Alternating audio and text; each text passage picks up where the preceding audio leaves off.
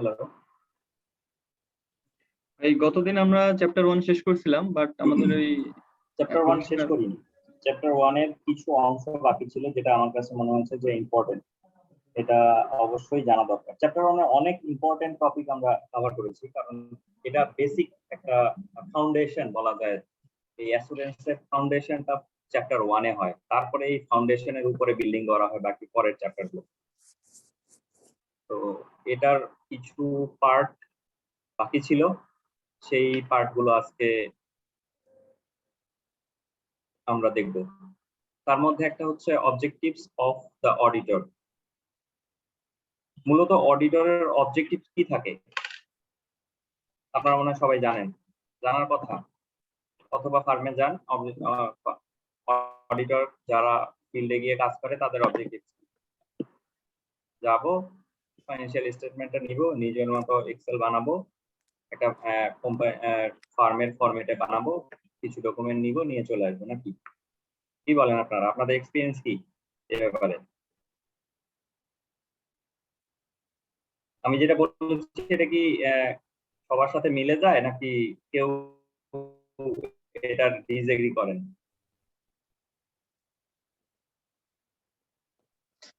অনেকটা মিলে, কিন্তু অ্যাকচুয়ালি এটা তো অবজেক্টিভ না আমাদের। ওকে, তাহলে আমরা এখন দেখি অবজেক্টিভস গুলো কি। একজন অডিটরের অবজেক্টিভস কি হওয়ার কথা? ফার্স্ট আমি যদি বলি, অডিটরের অবজেক্টিভ হচ্ছে obtain reasonable assurance and express an opinion। এই দুইটা হচ্ছে অবজেক্টিভ। এটা বিশাল কথা লেখা, এটা পড়বো আমরা। ফার্স্ট এই দুইটা কি পয়েন্ট মাথার মধ্যে নিয়ে নেই। obtain reasonable assurance মানে কি? অডিটর তো অ্যাসুরেন্স দেয়, আবার নিজে অর্জন করবে। কেউ কি এটার কথাটা বলতে বোঝাতে পারবেন আমাকে?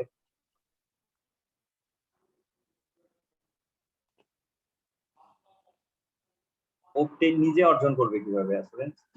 এটা কি অ্যাসারশনের এই যে ম্যানেজমেন্ট থেকে যে অ্যাসারশন দেওয়া হয় ওদের ড্রাফট অ্যাকাউন্টসের উপরে, সেটার ব্যাপারে কি ইঙ্গিত করা হচ্ছে যে ওদের অ্যাসারশন অনুসারে এটা ঠিক কি না সেটা অপিনিয়ন পরে দিবে অডিটর? হ্যাঁ, সব ধরনের অ্যাসারশন। আপনার কাছে যেমন আমি প্রথম দিকে একটা উদাহরণ দিয়েছিলাম যে কেউ আপনার কাছে ফোন করলো, তার বোন অথবা কে কোনো মেয়েকে দিয়ে দিবে, একজন পাত্রের খোঁজে আপনার কাছে জিজ্ঞেস করলো যে ছেলেটা ভালো কি খারাপ। আপনাকে তো আগে, আপনি যদি না জানেন অথবা আপনি জেনে আসছেন, আপনাকে আগে জানতে হবে, আপনাকে নিজে আগে কনফিডেন্ট নিতে হবে, নিজে আগে সেটার উপরে কনফিডেন্ট নিতে হবে, তারপরে আপনার ওপিনিয়নটা সেই মানুষের কাছে জানাতে হবে। প্রথমে আপনাকে নিজে রিজনেবল অ্যাসুরেন্সটা নিতে হবে। আপনি যদি নিজে নিতে না পারেন, আপনি কিন্তু অপিনিয়ন দিতে পারবেন না। সে কারণেই এটা বলা হচ্ছে যে to obtain reasonable assurance about whether the financial statement as a whole. এখানে কিন্তু একটা ইম্পর্টেন্ট কথা আছে, অ্যাজ এ হোল। এটা কিন্তু ইন্ডিভিজুয়াল ব্যালেন্সের কথা বলা নাই। ফুল ফাইন্যান্সিয়াল স্টেটমেন্টটা as a whole material misstatement নাই, কিন্তু ইন্ডিভিজুয়াল ব্যালেন্স গুলোতে হয়তোবা ম্যাটেরিয়াল মিসস্টেটমেন্ট থাকতে পারে। অ্যাজ এ হোল কোনো ম্যাটেরিয়াল মিসস্টেটমেন্ট নাই, কারণ আপনি যখন একটা ব্যালেন্সের এগেইনস্টে ম্যাটেরিয়ালিটি টেস্ট করবেন, এই ক্ষেত্রে ম্যাটেরিয়ালিটি লেভেলটা হয়তোবা অ্যাজ এ হোল যখন ম্যাটেরিয়ালিটি চিন্তা করবেন, তখন ম্যাটেরিয়াল লেভেলটা একটু কম থাকবে। এবং সেইটা যদি ইন্ডিভিজুয়াল ব্যালেন্সের ক্ষেত্রে ম্যাটেরিয়াল হয়, সেটা এক পর্যায়ে গিয়ে as a whole full financial স্টেটমেন্টের ক্ষেত্রে ম্যাটেরিয়াল নাও হতে পারে। তো সে কারণে কথাটা এরকম। এবার obtain reasonable assurance, অডিটর নিজে একটা রিজনেবল অ্যাসুরেন্স নিবে ফাইন্যান্সিয়াল স্টেটমেন্টের উপরে সম্পূর্ণ, যে এটাতে কোনো ম্যাটেরিয়াল স্টেটমেন্ট নাই। প্রথমে নিজে বুঝবে যে না, ম্যাটেরিয়াল স্টেটমেন্ট নাই, আমি শিওর, অ্যাজ এ হোল, এমন না যে ইন্ডিভিজুয়াল ব্যালেন্স। তারপর whether due to fraud, error, thereby enabling the auditor, এটা পরে যাচ্ছি, whether due to fraud and error, material misstatement কি কারণে ঘটতে পারে এটাও কিন্তু বলা আছে। বলা আছে যদি এটা ফ্রডের কারণেও হতে পারে, এটা এররের কারণেও হতে পারে, কিন্তু ফুল ফাইন্যান্সিয়াল স্টেটমেন্টে as a whole material misstatement নাই, এই ধরনের একটা কনফিডেন্ট রিজনেবল অ্যাসুরেন্স নিজে নিবে। এ কারণেই কিন্তু আমরা যখন রিভিউয়ে বসি পার্টনারের সাথে অথবা ম্যানেজারের সাথে, ম্যানেজার নিজে এই রিজনেবল অ্যাসুরেন্সটা নেয়ার জন্য আমাদেরকে বিভিন্ন প্রকার কোশ্চেন করে। আপনি যদি নিজে কনফিডেন্ট না হতে চান তাহলে কিন্তু আপনার মাথা থেকে কোশ্চেন কখনো আসবে না। আপনি নিজে কনফিডেন্ট নিতে চাচ্ছেন যে রিজনেবল এটাতে অ্যাজ এ হোল কোনো ম্যাটেরিয়াল মিসস্টেটমেন্ট এবং ফ্রড অথবা এররের কারণে কোনো ম্যাটেরিয়াল মিসস্টেটমেন্ট নাই। তারপরে enabling the auditor to express an opinion on whether the financial statement are prepared. প্রথমে সে কিন্তু ফ্রড এন্ড এররের কারণে ম্যাটেরিয়াল মিসস্টেটমেন্ট নাই নিজে কনফিডেন্ট নিবে, রিজনেবল অ্যাসুরেন্সটা নিজে অর্জন করবে এবং পরে সে ওপিনিয়ন দিবে কিসের উপর, বলবে যে financial statement prepare on all material respect in accordance with applicable financial reporting framework. এখানে আরো একটা জিনিস ক্লিয়ার করতে হবে, সে নিজে অ্যাসুরেন্স নিবে ফ্রড এন্ড এরর নাই এবং সে পরবর্তীতে ওপিনিয়ন ব্যক্ত করবে কিসের উপর। ওপিনিয়ন কিন্তু ব্যক্ত করবে না যে ম্যাটেরিয়াল মিসস্টেটমেন্ট নাই, সে ওপিনিয়ন ব্যক্ত করবে যে এটা প্রিপেয়ার করা হয়েছে according to applicable financial reporting framework. Assurance নিবেন একটার উপরে এবং ওপিনিয়ন দিবে আরেকটা ব্যাপারের উপর। আপনারা কি এই সংজ্ঞাটা থেকে ক্লিয়ার? কারো কোনো কোশ্চেন আছে ব্যাপারে? অডিটরের অবজেক্টিভস কি? অডিটরের অবজেক্টিভ হচ্ছে নিজে প্রথমে রিজনেবল অ্যাসুরেন্স নেয়া যে এখানে ম্যাটেরিয়াল মিসস্টেটমেন্ট নাই ফ্রড এবং এররের কারণে, এবং সেটা পরবর্তীতে ওপিনিয়ন ব্যক্ত করা কি কারণ। ওপিনিয়ন কিন্তু সেই ব্যাপারটার উপরে দিচ্ছে না, দিচ্ছে হচ্ছে ফাইন্যান্সিয়াল স্টেটমেন্টটা প্রিপেয়ার করা হয়েছে রিপোর্টিং ফ্রেমওয়ার্ক অনুযায়ী। হ্যাঁ, এইখানে তাহলে এই দুই ভাবে হয় কেন?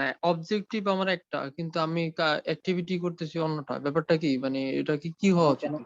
কোথায় কোথায় কোথায় প্রবলেম হচ্ছে, কোন জায়গায়? যে- এখানে তো সবকিছু ঠিকই আছে। না, আপনি এটা আপনার মানে প্রবলেমটা কোথায় হচ্ছে?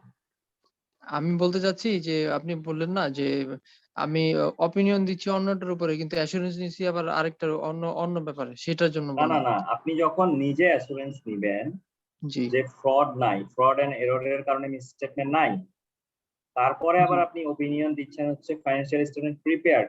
যদি মিসস্টেটমেন্ট থাকে তাহলে তো আপনার এটা প্রিপেয়ার করাই হয় নাই অ্যাকাউন্টিং ফ্রেমওয়ার্ক অনুযায়ী। জি তারপরে সে ওপিনিয়ন দিচ্ছে হচ্ছে, আমি জাস্ট কি পয়েন্টটা মাথার মধ্যে রাখার জন্য, উদ্দেশ্য একটাই, আচ্ছা যে দুইটাকে ওয়ার্ড গুলো মাথার মধ্যে রাখার জন্য আমি ডিফারেন্ট ভাবে বললাম যে প্রথমে সে ম্যাটেরিয়াল মিসস্টেটমেন্ট নাই ফ্রডের কারণে এবং পরবর্তীতে প্রিপেয়ার করা হয়েছে। যদি আমি প্রিপেয়ারেশনের কথাটা বলতে চাই যে প্রিপেয়ার ঠিকভাবে করা হয়েছে কিনা অ্যাজ পার রিপোর্টিং ফ্রেমওয়ার্ক, সব ট্রানজেকশন গুলো রিপোর্ট হলো কিনা। ফ্রড মানে কি? ফ্রড মানে হচ্ছে সব ট্রানজেকশন রিপোর্ট হয়নি, ফ্রড এন্ড এরর। তার মানে আমার তো রিপোর্টিং ফ্রেমওয়ার্কে বলছে যে আমার বেসিক বুকস অফ অ্যাকাউন্টসে যে রেকর্ড গুলো থাকবে সেগুলো সব ফাইন্যান্সিয়াল স্টেটমেন্টে রিপোর্ট করতে হবে।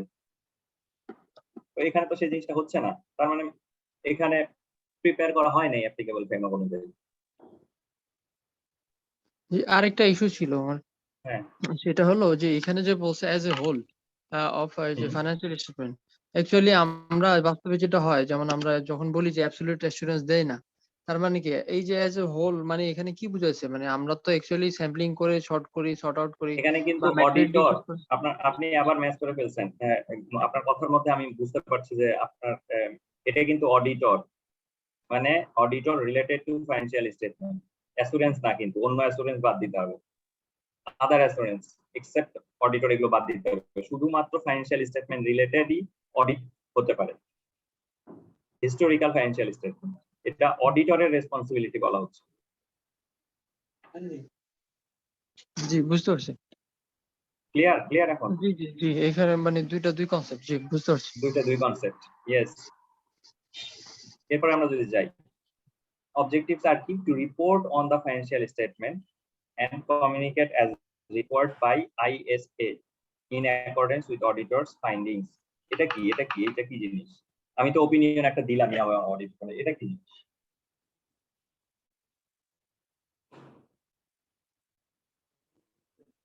এটা কিন্তু বলতে পারবেন এটা কি?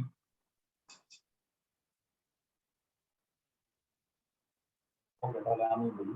এটা হচ্ছে আমরা অডিট শেষ করে এসে অডিট রিপোর্টের সাথে একটা ম্যানেজমেন্ট রিপোর্ট দেই না, যে আমরা আপনাদের এই সমস্যাগুলো পেলাম, এটার কনসিকুয়েন্স এটা, এটা এইভাবে ঠিক করা যায়। এবং পরবর্তীবার গিয়ে আবার একটু চেক করি। এটা জি হচ্ছে ম্যানেজমেন্ট রিপোর্ট। এটাই আচ্ছা বলা আচ্ছা হচ্ছে অডিটর ফাইন্ডিংস। তার মানে অডিটরের অবজেক্টিভ হচ্ছে নিজে রিজনেবল অ্যাসুরেন্স নেওয়া, এক্সপ্রেস করা ওপিনিয়নটা, এবং রিপোর্ট অন দ্য ফাইন্যান্সিয়াল স্টেটমেন্টের উপর রিপোর্ট করা, তার যে ফাইন্যান্স ফাইন্ডিংস গুলো আছে সেগুলোর ব্যাপারে রিপোর্ট করা।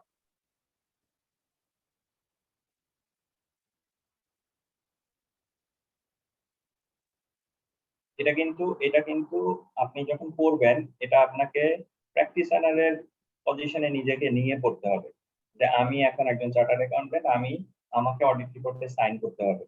তখন এই রেসপন্সিবিলিটি গুলো আপনার হাতে আসবে, আপনার ঘাড়ে আসবে।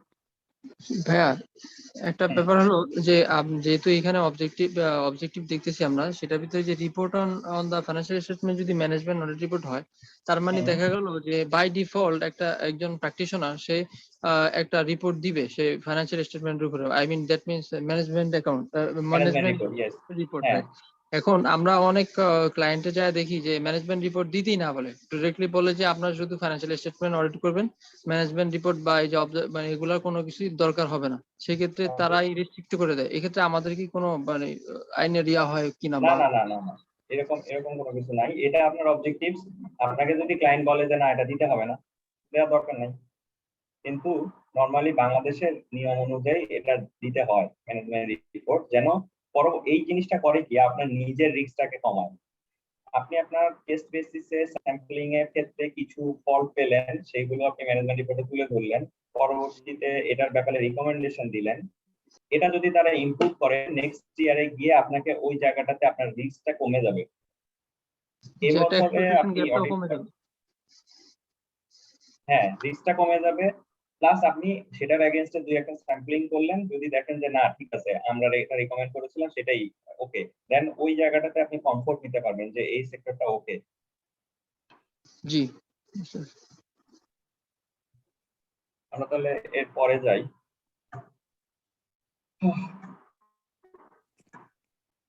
টু অবটেইন দ্য অবজেক্টিভস, আমার এই অডিটর এই অবজেক্টিভস গুলো অর্জন করার জন্য কি করতে হয় অডিটর? প্রথমে কি করতে হয়? কমপ্লাই করতে হয়। কিসের জন্য? কিসের সঙ্গে কমপ্লাই করতে হয়? হচ্ছে ইথিক্যাল রিকোয়ারমেন্টস। ইথিক্যাল রিকোয়ারমেন্টস গুলো আপনারা পরে পড়বেন, এটা জাস্ট কি পয়েন্টটা মাথায় রাখেন। ইথিক্যাল রিকোয়ারমেন্টস, কারণ আমরা যারা প্রফেশনাল, আমরা guided by code of ethics. আমরা যদি কোড অফ ইথিক্স দ্বারা গাইডেড না হতাম, তাহলে মানুষের বিশ্বাস আমাদের উপর থাকতো না। আর বিশ্বাস অর্জন করার জন্য কিছু কোড অফ ইথিক্স থাকতে হয়। তো সেই জন্য আমাকে আমার এই কোড অফ ইথিক্স গুলো পরের চ্যাপ্টার গুলোতে আসবে, এটা কমপ্লাই করতে হয়। ইথিক্যাল রিকোয়ারমেন্টের সঙ্গে প্রথমে আমাকে কমপ্লাই করতে হবে, তারপর আমাকে অডিটটাকে প্ল্যান করতে হবে এবং পারফর্ম করতে হবে। সেটা কিসের সাথে? Professional scepticism. এটা এরপরেই আমি কিছুক্ষণ পরের স্লাইডে এটা আসবে। প্রফেশনাল স্কেপটিসিজম কি জিনিস? স্কেপটিসিজম আমাকে প্রথমে কমপ্লাই করতে হবে আমার ইথিক্যাল রিকোয়ারমেন্টের সাথে। যদি আমি আগে যে অবজেক্টিভস গুলো পড়ে আসলাম, আমাকে প্রথমে নিজে কমফোর্ট নিতে হবে, অ্যাসুরেন্স দিতে হবে, তারপরে ওপিনিয়ন ব্যক্ত করতে হবে এবং একটা রিপোর্ট করতে হবে। এইগুলো ঠিকভাবে করতে গেলে আমাকে প্রথমে কমপ্লাই করতে হবে আমার ইথিক্যাল রিকোয়ারমেন্টের সাথে, তারপরে আমাকে প্ল্যান এন্ড পারফর্ম করতে হবে অডিটটা, দেন আমার প্রফেশনাল জাজমেন্টও এক্সারসাইজ করতে হবে। প্রফেশনাল জাজমেন্ট জিনিসটা কি জিনিস, এটা আমরা পরের স্লাইডে করব, আসবে। প্রফেশনাল জাজমেন্ট এক্সারসাইজ করতে হবে, then obtain audit evidence. Audit evidence আমাকে অর্জন করতে হবে। তারপরে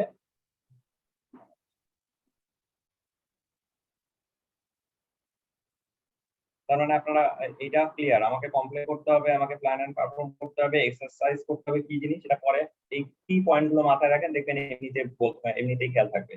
অবটেইন করতে হবে অডিট এভিডেন্স।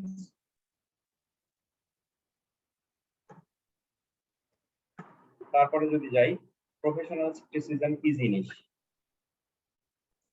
এটা সংজ্ঞাটা আমরা যদি প্রথমে দেখি, এটা কিছুই না। প্রফেশনাল স্কেপটিসিজম একটা হচ্ছে অ্যাটিটিউড।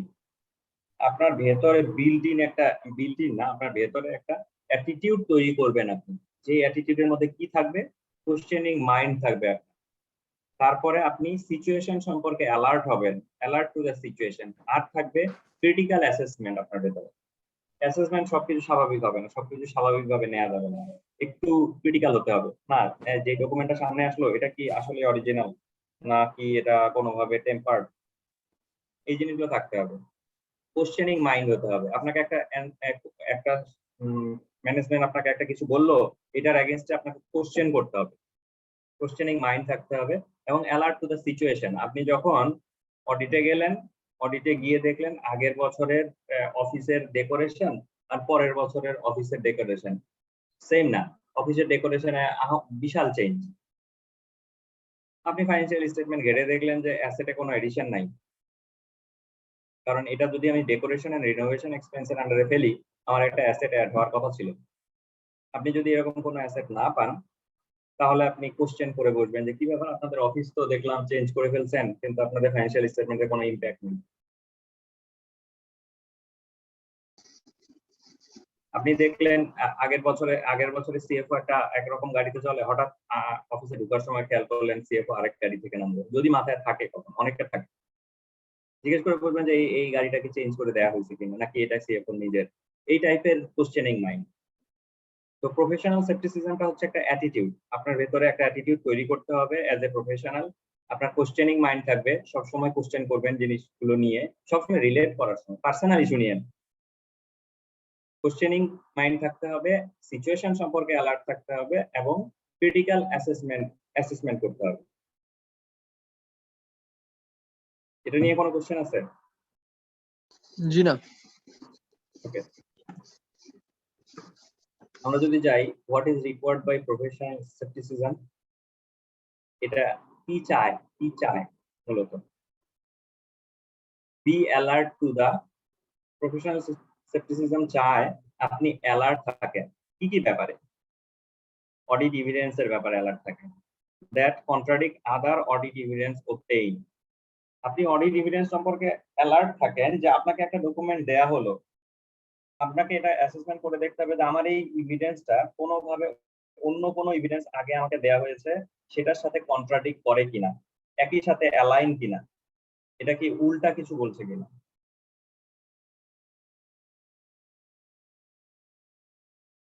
এইটার উদাহরণ এই মুহূর্তে খুঁজে পাচ্ছি না, এই কারণে দিতে পারছি না। তো আপনার অডিট এভিডেন্স সম্পর্কে অ্যালার্ট থাকতে হবে। তারপরে অ্যালার্ট থাকতে হবে ইনফরমেশন সম্পর্কে। আপনি যে ইনফরমেশন গুলো পাবেন সেখানে অডিট কোঅর্ডিনেটরের কাছ থেকে অথবা সেখানে ম্যানেজমেন্টের কাছ থেকে, সেই information that brings into question the reliability of the document. আগে আপনি যে আগের পয়েন্টে যে এভিডেন্স গুলো কালেক্ট করলেন, প্রথমে আপনি এভিডেন্স পেলেন, সেই এভিডেন্স কম্পেয়ার করবেন আগের প্রাপ্ত এভিডেন্সের সাথে। পরবর্তীতে ইনফরমেশন যদি পান, এভিডেন্স আর ইনফরমেশনের মধ্যে পার্থক্য বলতে পারবেন কেউ?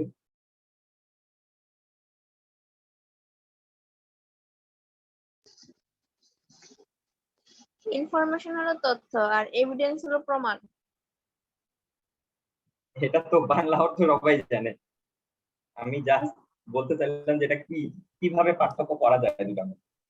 স্যার এভিডেন্স আমি বলতে যদি বলি সাধারণত একটু, এখানে যেটা বোঝানো হয়, স্যার আমি যদি একটু শেয়ার করি, স্যার এভিডেন্স হচ্ছে যে কোন অডিট রিপোর্টের আমরা যদি একটা ফাইন্ডিংস দিই, তার সাপোর্টিং যেটা থাকবে সেইটাকে আমি এভিডেন্স ধরে নেব। আর ইনফরমেশন যদি বলি তাহলে হচ্ছে যে ফিনান্সিয়াল স্টেটমেন্টে যে বিভিন্ন ধরনের ইনফরমেশন থাকে সেইটাকে আমরা ধরেন বিভিন্ন ধরনের ইনফরমেশন থাকে, অ্যাসেট লায়াবিলিটি এ ধরনের ইনফরমেশন যেটা আমরা ধরেন ট্রায়াল ব্যালেন্স থেকে নেই বা অন্যভাবে নেই, এটা আমরা ইনফরমেশন হিসেবে ধরতে পারি। ওকে, ঠিক আছে, আমি বলি অডিট এভিডেন্স। আপনি অডিট করতে গিয়ে রেভিনিউ সিস্টেমটা চেক করতে গিয়ে তাদেরকে বললেন যে ভাই আমাকে গুডস ডিসপ্যাচ নোটটা আমাকে দেন, আপনার কাছে স্ক্যান কপি, আপনি দেখলেন যে এটা হাতে লেখা। পরবর্তীতে আপনি কোনো কারণে সিএফও এর সাথে মিটিং এ বসলেন, সিএফও এর সঙ্গে ভার্বাল কমিউনিকেশনে সিএফও বললো আমাদের তো অটোমেটেড, সব আমরা অটোমেশন, আমাদের গুডস ইন থেকে শুরু করে আউট সব ডকুমেন্ট আমাদের অটোমেটেড সফটওয়্যার জন্য। প্রথমটা হলো এভিডেন্স হার্ড কপি, যেটা আপনার কাছে আসলো। পরেরটা হলো ইনফরমেশন।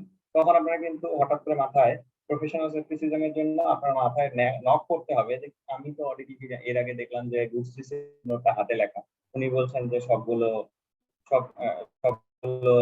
Computer machine generated. এই জিনিসটা কি ক্লিয়ার? জি ভাই clear। পরে ভাই, আরেকটা- ইনফরমেশন, পরে যেটা ভার্বাল কমিউনিকেশন পেলাম সেটাকে আমি বলতে চাচ্ছি ইনফরমেশন। ভাই আরেকটা রিলেটেড ইস্যু ছিল আমার, সেটা হলো অডিট ডকুমেন্টেশন আর অডিট এভিডেন্স, এই দুইটার ভিতরে একটু যদি ডিস্টিংশন করেন। অডিট অডিট ডকুমেন্টেশন আর অডিট এভিডেন্স। অডিট এভিডেন্স হচ্ছে আমি একটার এগেইনস্ট একটা কালেক্ট করব, সেটা হচ্ছে এভিডেন্স। আর ডকুমেন্টেশন বলতে আমি সবগুলো মিলে একসাথে একটাকে বলবো যে অডিট ডকুমেন্টেশন, এটার আমার অডিট ডকুমেন্টেশন। সবগুলো মিলে, সব ওয়ার্কিং পেপার, সব সাপোর্টিং ডকুমেন্ট মিলে সেটা হচ্ছে ডকুমেন্টেশন। মানে তাহলে সব ডকুমেন্টস থেকে আলটিমেটলি আমি কনক্লুশনে যাওয়ার আগে এভিডেন্স আমি নিয়ে মানে এভিডেন্স গুলো মিলে একটা করে এভিডেন্স মিলে আপনার একটা ডকুমেন্ট। আচ্ছা আচ্ছা ডকুমেন্ট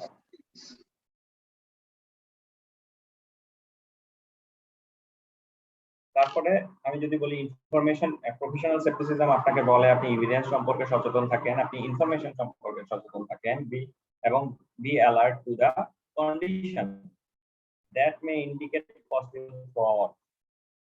কন্ডিশন বলতে এখানে সার্কামস্টেন্স, মানে এনভায়রনমেন্টটা, সেই কোম্পানির এনভায়রনমেন্ট যেটা, সেই এনভায়রনমেন্টটাকে বোঝানো হচ্ছে।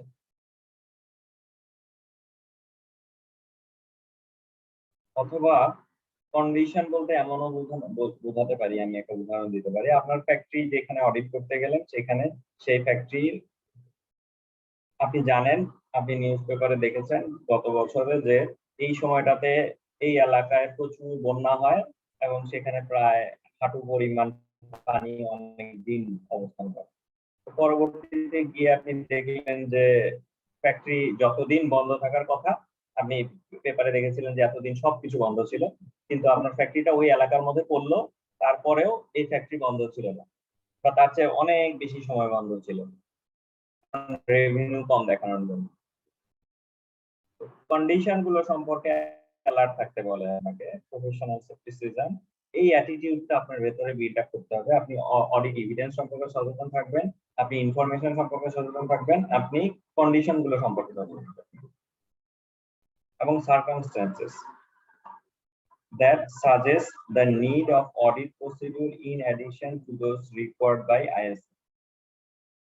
Audit procedure সার্কামস্ট্যান্স মানে হচ্ছে আপনি গেলেন, আপনি যখন ফিল্ডে কাজ করতে যান নাই, আপনি অফিসে বসে প্ল্যান করলেন আমি এই কাজটা এভাবে করবো, বা টিম মেম্বারদের বলা হলো যে এই কাজটা এভাবে তোলা হবে। পরবর্তীতে ওখানে গিয়ে দেখা গেল যে না, আমরা যেভাবে আগাতে চেয়েছিলাম আসলে সেভাবে হচ্ছে না, এখানে অনেক বেশি কি বলে ফ্রড বা মিসস্টেটমেন্ট পাওয়া যাচ্ছে, তাহলে কিন্তু অডিট প্রসিডিউরটা চেঞ্জ করতে হবে। তো সেই সার্কামস্টেন্স সম্পর্কেও আপনাকে সচেতন থাকতে বলে আপনার এই প্রফেশনাল সেপ্টিসিজম, যে আমার কখন অডিট প্রসিডিউরটাকে চেঞ্জ করতে হবে, আমি কখনো need for audit procedure in addition to those required by ISA. আপনাকে এটাও খেয়াল করতে হবে যে আইএসএ আপনাকে একটা অডিট প্রসিডিউর কথা বলে দিবে যে আপনি এভাবে করবেন, কিন্তু আপনি সিচুয়েশন বুঝে, সার্কামস্টেন্স বুঝে আপনাকে এর চেয়েও বেশি কিছু করতে হবে কিনা সেটা সম্পর্কে আলোচনা করতে হবে। এটাই প্রফেশনাল সেপ্টিসিজম হচ্ছে। অডিট এভিডেন্স সম্পর্কে সচেতন থাকবেন, ইনফরমেশন সম্পর্কে সচেতন থাকবেন, কন্ডিশন সম্পর্কে সচেতন থাকবেন, এবং সার্কামস্টেন্স সম্পর্কে সচেতন থাকবেন, অডিট প্রসিডিউর চেঞ্জ করতে হবে কিনা, কন্ডিশন সম্পর্কে সচেতন থাকবেন পসিবল ফ্রডের ব্যাপারে, ইনফরমেশন যেটা দেয়া হবে সেটা অন্য কোনো ডকুমেন্টস অথবা কোনো কোয়ারি রেসপন্সের সঙ্গে কন্ট্রাডিক্ট করে কিনা সে ব্যাপারে, এবং এভিডেন্স সম্পর্কে সচেতন থাকবেন যে এভিডেন্সটা কি অন্য এভিডেন্সের সঙ্গে কনফ্লিক্ট করে কিনা।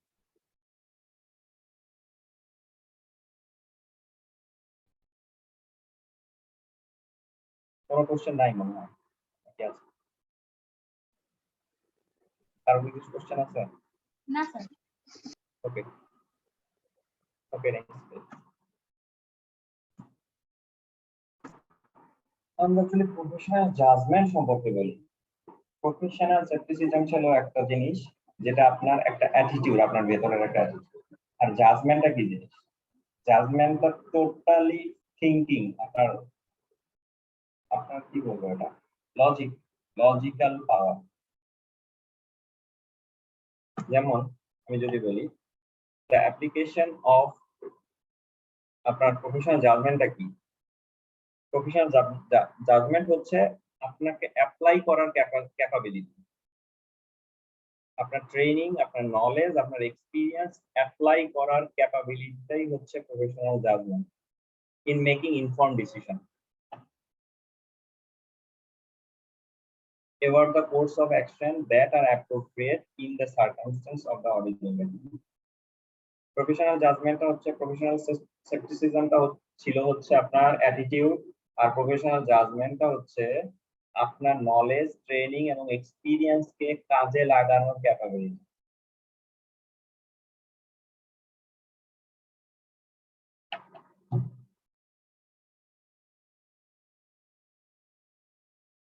এরপরে যদি আমি এটা সম্পর্কে কিছু বলা, স্যার আবার একটু যদি রিপিট করতেন। ওকে, প্রফেশনাল জাজমেন্টটা হচ্ছে আপনার নিজের যেটা নলেজ, অর্জন করা নলেজ, আপনার এক্সপিরিয়েন্স এবং আপনার ট্রেনিং, এই সবগুলোকে কাজে লাগানোর দক্ষতাটাই হচ্ছে জাজমেন্ট, প্রফেশনাল জাজমেন্ট। প্রফেশনাল জাজমেন্টটা আমরা এখানে এই অর্থে ব্যবহার করতে পারি, অথবা আমরা যদি বলি আমার ট্রেনিং, নলেজ, এক্সপিরিয়েন্স আমি কাজে কিভাবে লাগাবো। আপনারা যদি বলি যে কে আপনাদের যাদের কাপড় কেনাকাটার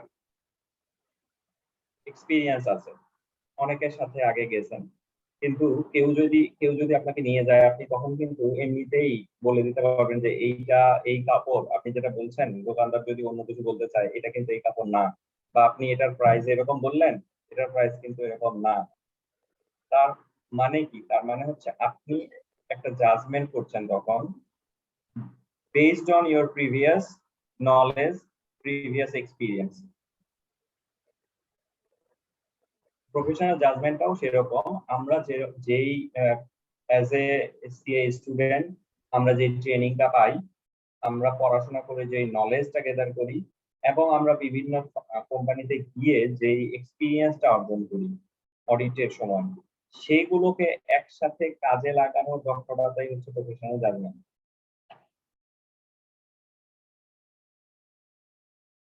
আর কিছু বলতে হবে? ক্লিয়ার? জি স্যার, ক্লিয়ার।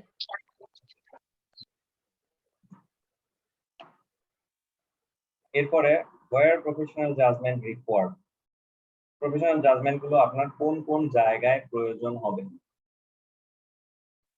প্রফেশনাল জাজমেন্ট আপনার কখন লাগবে, কখন এই জাজমেন্ট গুলো দরকার হবে? অডিটের ক্ষেত্রে,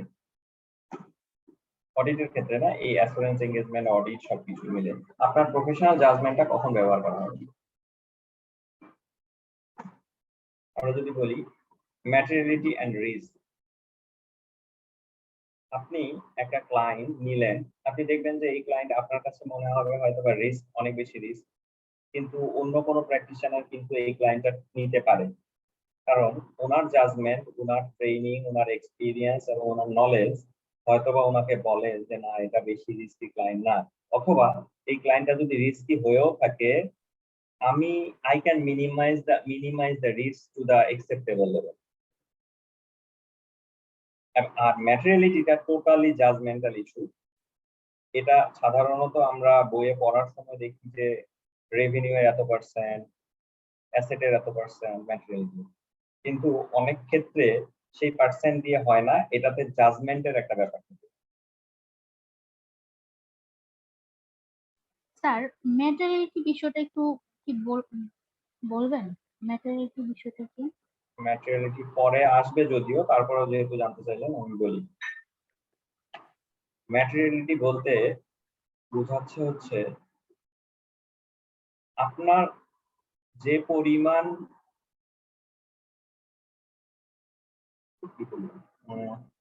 ম্যাটেরিয়ালিটি হচ্ছে আপনার সর্বপ্রথম কিভাবে বলা যায়, এটা সংজ্ঞা দিয়ে তো বলা যায়। ম্যাটেরিয়ালিটি বলতে বোঝায় যেটা আপনার ডিসিশনকে প্রভাবিত করতে পারে। ম্যাটেরিয়ালিটি বলতে এমন একটা অ্যামাউন্ট বা এমন একটা ঘটনা যেটা আপনার ফাইন্যান্সিয়াল স্টেটমেন্টে চলে আসলাম আবার। ফাইন্যান্সিয়াল স্টেটমেন্টের পূর্বের সিদ্ধান্তকে পরিবর্তন করতে পারে, করে দিতে পারে। এটাকে বলা হচ্ছে ম্যাটেরিয়ালিটি। আচ্ছা, ক্লিয়ার? জি স্যার, ক্লিয়ার। হ্যাঁ, ম্যাটেরিয়ালিটি হচ্ছে এমন একটা ব্যাপার যেটা আপনার প্রাথমিকভাবে আপনার একটা অ্যামাউন্ট, আমি ম্যাটেরিয়াল স্টেটমেন্ট আমি যদি বলি, আমি যদি বইয়ের সংজ্ঞায় চলে যাই, সেটা হচ্ছে আপনার প্রথমত ম্যাটেরিয়াল স্টেটমেন্ট হচ্ছে এমন এক ধরনের ম্যাটেরিয়াল স্টেটমেন্ট যেটা আপনার সিদ্ধান্তকে চেঞ্জ করে দিতে পারে। মানে এমন ধরনের ভুল, সেটা fraud cause by fraud or cause by error, যে কোনো কারণেই হতে পারে। এটার কারণে ফাইন্যান্সিয়াল স্টেটমেন্টের যেই প্রফিটটা শো করা ছিল সেটা ম্যাটেরিয়ালি চেঞ্জ হয়ে যেতে পারে। ম্যাটেরিয়ালি মানে হচ্ছে যেটা যেটা আপনার সিদ্ধান্তকে প্রভাবিত করতে পারে, এরকম এক ধরনের চেঞ্জ, সেটাই হচ্ছে ম্যাটেরিয়াল। ম্যাটেরিয়ালিটি পরের চ্যাপ্টারে আরো আসবে। হ্যাঁ, আমি এটা হয়তো নিয়ে মনে হয় কনসেপ্টটা একটা এখন চ্যাপ্টার ঠিকভাবে আছে। ক্লিয়ার করতে পারলাম। এটা নিয়ে একটা চ্যাপ্টার হ্যাঁ। আছে। একটা চ্যাপ্টারে এটা আসবে। আচ্ছা, ঠিক আছে। এরপরে যদি বলি প্রফেশনাল জাজমেন্ট, আপনাকে প্রফেশনাল জাজমেন্ট আপনার দরকার হবে nature, timing and extent of the audit procedure. আপনার অডিটের প্রসিডিউর নির্ধারণ করতে আপনি কিভাবে অডিটটা নেবেন, অডিট করবেন। আপনি কি টেস্ট অফ কন্ট্রোল করবেন নাকি টেস্ট অফ ডিটেইলস এর সাবস্টেন্সিভ প্রসিডিউরে যাবেন, এটা নির্ভর করবে হচ্ছে আপনার জাজমেন্টের উপরে। কত দিন কোন হেডে, ফাইন্যান্সিয়াল স্টেটমেন্টে কোন হেডে কত সময় দিবেন, এটা নির্ভর করবে আপনার জাজমেন্টের উপরে। আপনার জাজমেন্ট এই জায়গাগুলোতে কাজে লাগবে। কতটুকু কাজ করবেন এবং কতক্ষণ সময় দিবেন অডিট প্রসিডিউরে, কোন অংশে, এটা নির্ভর করবে আপনার প্রফেশনাল জাজমেন্টের উপরে নির্ভর করবে। ম্যাটেরিয়ালিটি নির্ধারণ করতে কাজে লাগবে, আপনার timing and extent of audit procedure নির্ধারণ করতে কাজে লাগবে। এরপরে যদি বলি evaluation of whether sufficient appropriate audit evidence has been obtained, professional জাজমেন্টটা দরকার পড়বে আপনার এখানে, যে ইভালুয়েট করতে আপনার অডিট এভিডেন্সটা সাফিসিয়েন্ট এবং অ্যাপ্রোপ্রিয়েট হলো কিনা। আপনার প্রফেশনাল জাজমেন্ট মানে হচ্ছে আপনার নলেজ, আপনার ট্রেনিং, আপনার এক্সপিরিয়েন্স, এই এক্সপিরিয়েন্স গুলো আপনি কাজে লাগাবেন ম্যাটেরিয়ালিটি নির্ধারণে এবং রিস্ক নির্ধারণে। এই এক্সপিরিয়েন্সটা কাজে লাগাবেন আপনি নেচার এবং টাইমিং, অডিট প্রসিডিউরের নেচার এবং টাইমিং নির্ধারণ করতে, এবং আপনার ইভালুয়েট করতে যে অডিট এভিডেন্সটা আমার সাফিসিয়েন্ট এন্ড অ্যাপ্রোপ্রিয়েট। এর আগে একদিন কথা হয়েছিল যে সাফিসিয়েন্ট এন্ড অ্যাপ্রোপ্রিয়েট নিয়ে।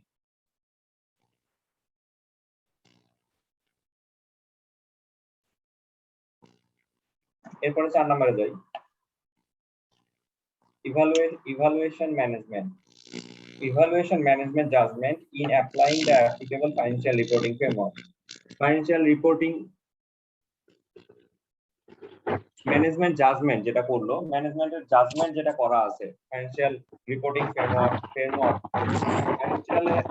ফাইন্যান্সিয়াল স্টেটমেন্ট তৈরি করতে গিয়ে। হ্যালো, আপনার হেডফোনের সাউন্ড আসতেছে, ক্লিয়ার না। Realme 5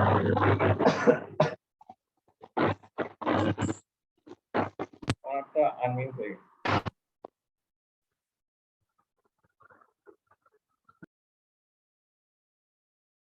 ওকে, আমরা প্রফেশনাল জাজমেন্ট দরকার হবে হচ্ছে ম্যানেজমেন্ট জাজমেন্টটাকে ইভালুয়েট করার জন্য প্রফেশনাল জাজমেন্টটা দরকার হবে। তাহলে আমার ম্যাটেরিয়ালিটি রিস্ক নির্ধারণে প্রফেশনাল জাজমেন্ট দরকার হবে, অডিট প্রসিডিউরের ক্ষেত্রে টাইমিং এন্ড এক্সটেন্ট নির্ধারণে ব্যবহার হবে, এবং অডিট এভিডেন্সের সাফিসিয়েন্ট এবং অ্যাপ্রোপ্রিয়েটনেস নির্ধারণে ব্যবহার দরকার করবে। এবং লাস্ট যেটা সেটা হচ্ছে management judgement evaluation.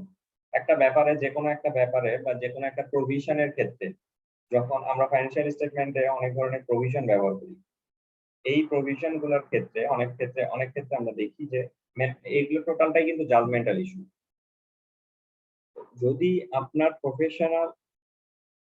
Professional judgement আপনার কাজে লাগবে সেখানেই, যখন আপনি দেখবেন যে অনেকগুলো অ্যামাউন্ট বা প্রভিশনের ক্ষেত্রে ম্যানেজমেন্টের এস্টিমেট একরকম এবং আপনি আপনার জাজমেন্ট, আপনার এক্সপিরিয়েন্স থেকে আপনি দেখতে পাচ্ছেন যে এটা আরেক ধরনের।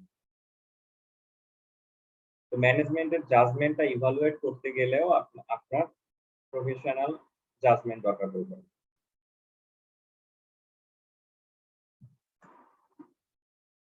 এরপরে drawing conclusion based on the audit evidence obtained. আপনি অডিট এভিডেন্স আপনার ফিল্ড থেকে আপনার টিম নিয়ে আসলো, সেই অডিট এভিডেন্স এর উপর বেস করে একটা কনক্লুশন ড্র করতে গেলেও আপনার জাজমেন্ট কাজে লাগবে, মানে আপনার এক্সপিরিয়েন্স, আপনার ট্রেনিং এবং আপনার নলেজ।